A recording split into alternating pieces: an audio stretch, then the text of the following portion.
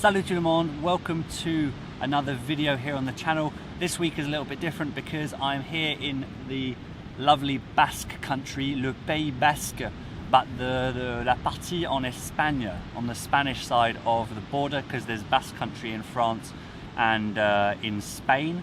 Man, have you ever seen the Basque language? It's pretty crazy if you're used to looking at Latin-based languages like French, Spanish, Italian, and Portuguese, etc. That's because it's not Latin-based at all. But that's the main language here. They're very proud of it, and it's fantastic to come somewhere so close to home where something completely different is spoken. I'm here with Selene, who you've seen on the channel a few times, and she speaks fluent Spanish. And I wasn't actually going to make a video this week because we're on holiday, and you know, you want to switch off, you want to changer les idées, get some fresh ideas, clear your head, and etc. But you know, I've been plunged back into a world where I barely understand anything that's being said around me, and I thought, you know, this put me back into the shoes of a lot of you who watch my videos, and yeah, it's really reminded me of what it's, the feelings that go through your mind and your body when you are so fresh into the language. I've barely learned any Spanish. Knowing French has helped me figure out the grammar of the language, but hearing it and speaking it, as you guys know, is a completely different thing. And so I want to just talk a bit about that, a bit about my experiences here so far. You guys know how much I love language learning, and obviously this channel is all about French. That's the language I speak best, apart from English, of course. You know, I kind of want to talk about a few things that I've noticed that you guys might be able to resonate with your own experiences with French, so you can sort of see the importance of always trying to speak as much as possible.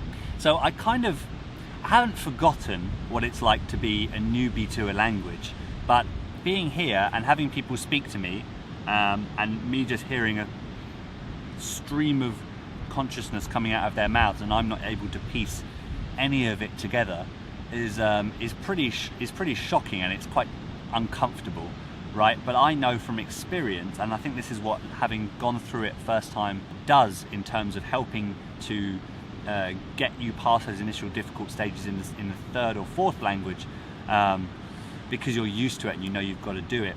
But it's still very disconcerting and sort of destabilizing, if you like, when people just speak to you. And I didn't even have the phrases for, you know, sorry, I don't understand.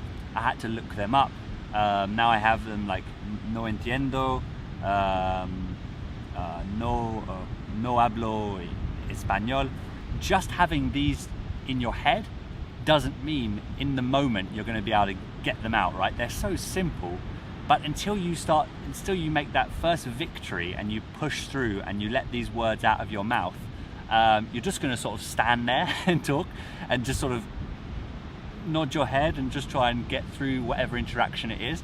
Like I was at we were at this sort of attraction at the top of a mountain the other day, and I was going to pay for the public toilets. It was like 20 centimes, and you know, you go down the steps, there's a lady there cleaning, and I could see she's cleaning, and she just starts saying stuff to me. Now, for all I know, it could have been, please come in while I'm cleaning, but I went with my you know, powers of deduction and thought, no, she's probably said, don't come in here, it will be just a minute, right? And I'm just like nodding.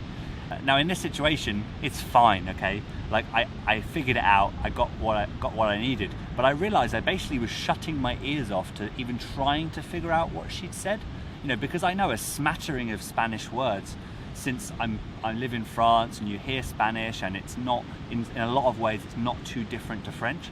But when you're in those situations, you're like, oh, don't talk to me, I don't understand anything. You close your ears off, and that's sort of mistake number one, really.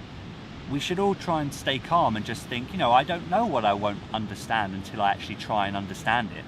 So I went into sort of like panic mode and tried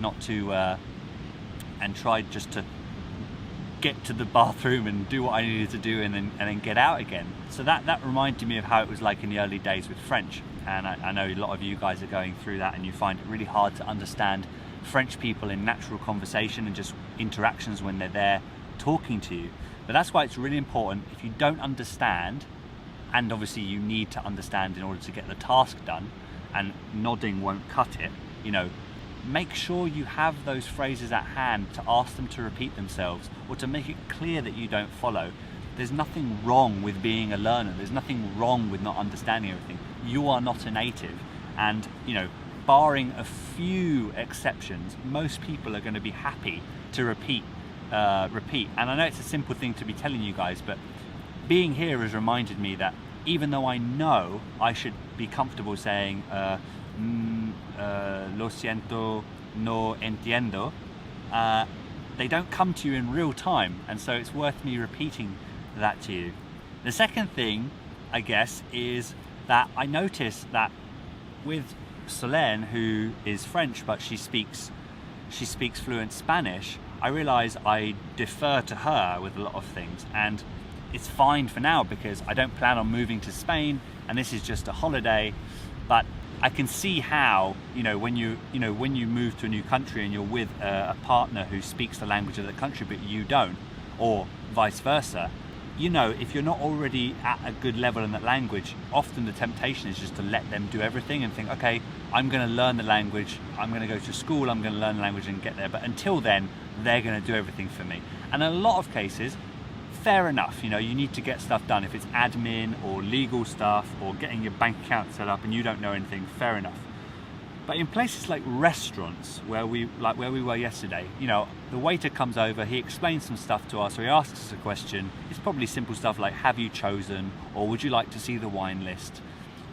I don't have any sort of base to get anywhere with the language, so I just look at Solène, she translates it to me into French or English, and then we get on with what we need to do. But I don't like that. I feel super uncomfortable relying on someone, because although right now it's a holiday, it's fine. For the case where you're actually like living in the country, i.e. you guys maybe living in or moving to France or a French-speaking country, you don't want to rely on your husband, your boyfriend, your girlfriend, your wife, or whatever. You want to be able to do things for yourself.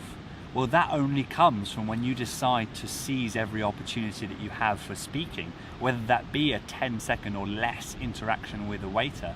So what I should have been doing was, again, practicing my lo siento, no hablo mucho español, something like that, and then learn how to say, like, can we have an English menu, right? Because that's not quitting right now. I've tried to speak Spanish, and that means the next time I have that situation, I'm still not going to understand everything. I probably understand maybe 1 or 2% more than the last time, but I may not even understand that because the waiter will be different, the situation will be different. But because I will have pushed myself to say that phrase, that will give me confidence. And so what I'm trying to say is, don't neglect the power of every opportunity you have to speak French.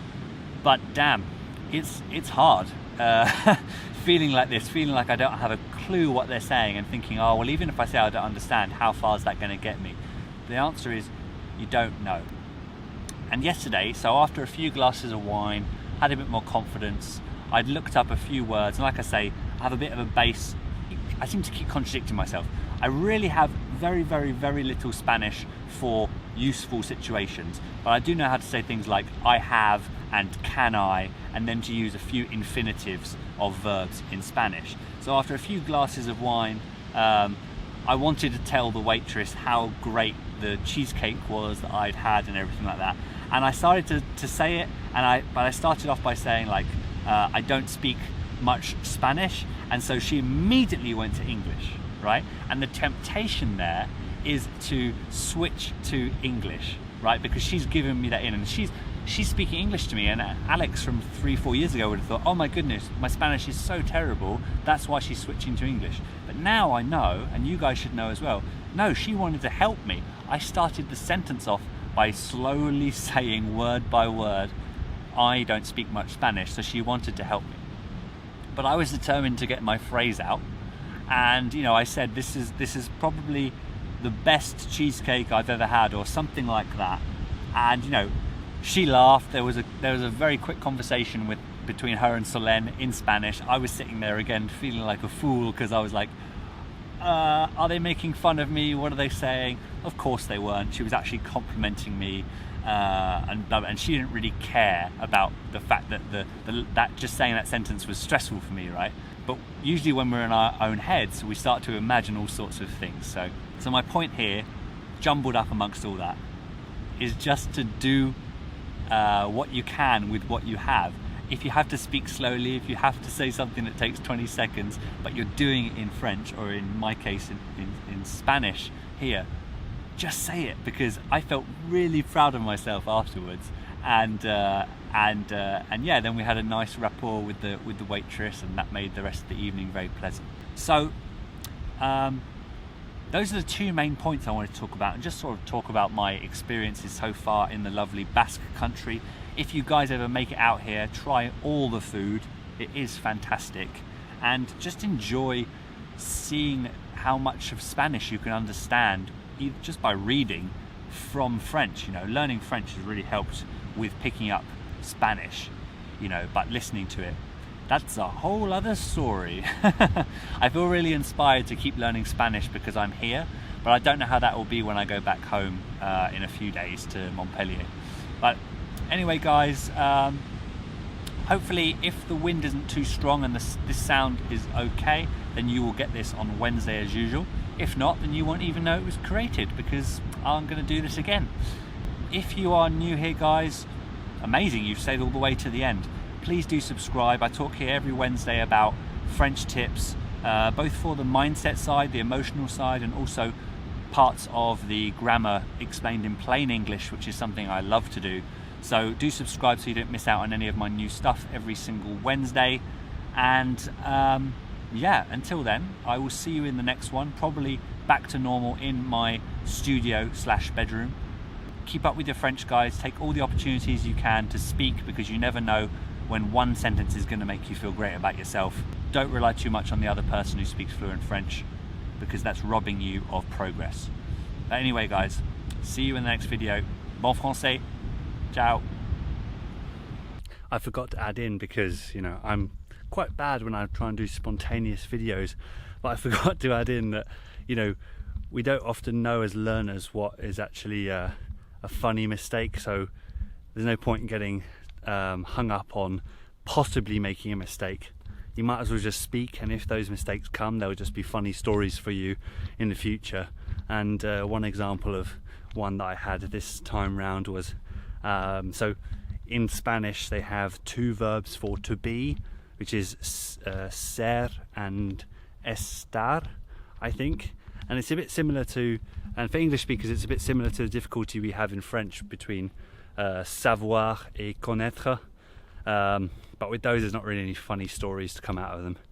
But I knew that in Spanish you could say listo for ready, and the waitress at another cafe came over and said, have you decided what you want?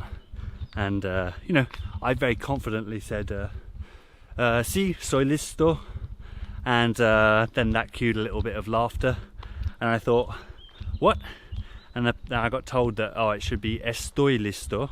I thought, okay, well, yeah, that is maybe funny because it's the wrong verb, but surely it's no big deal, right? For that, it wasn't like a huge laughter, but I thought it was still disproportional for just getting the verb wrong.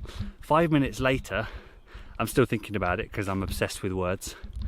Turns out that soy listo isn't just the wrong verb for to be. It means I'm intelligent. And what I should have said is estoy listo. And when you say it with estoy, or estar is the verb, it means I'm ready. But as soon as you put it with soy, listo means intelligent. So I gave myself quite an arrogant, you know, I showed myself to be a bit arrogant, you know, and that's why people were laughing. But learners in Spanish get mixed up between ser and estar all the time. And my point being for you guys is just, you don't know when you're going to embarrass yourself with French necessarily. So just don't let it stop you speaking, you know, because it's going to be, those times are going to be so few and far between. Anyway, all right, spontaneous video over.